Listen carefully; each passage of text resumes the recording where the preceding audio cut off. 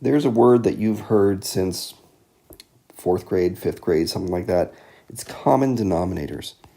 And what common denominators is basically the technique that we have to use for adding fractions which do not have a common denominator. You have to turn them into things with common denominators. You can't just add 5/6 and 4/9 together easily. If they were both sixths, like if this were just, 5/6 plus 4/6, no problem, right? You just get 9/6.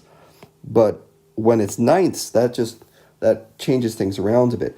So what you have to do is you have to turn these fractions into something else that looks like it has the same denominator. And that involves multiplying by something called a crazy one. Now, this question is not actually asking us for the sum.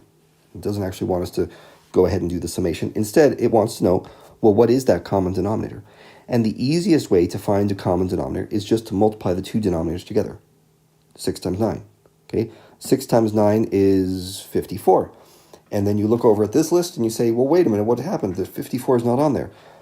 Well, the problem is, or the reason for this is, there's all sorts of things that would be common denominators.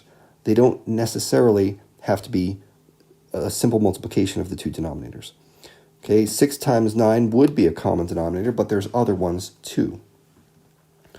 Now, we can rule out some things. Obviously, 5 is not a common denominator because there's nothing that 5 has in common with 6 and 9.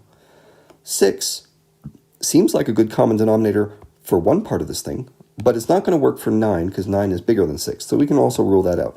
Now, these other ones I want to think about in terms of, are they multiples of 6 and 9? So, for example, 18.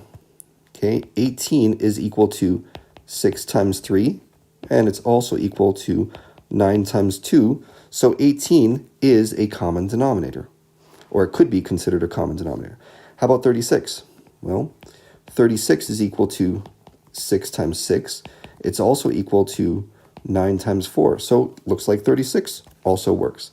90, certainly not the least common denominator. Remember that word? The least common denominator would be the smallest one. I think 18 is probably the least we can get away with. But 90 works because 90 is just 6 times 15, and it's also 9 times 10. So even 90 is considered a common denominator. For that matter, 900 or 9,000 would be common denominators. Not the least common, but they would all three of these answers would work.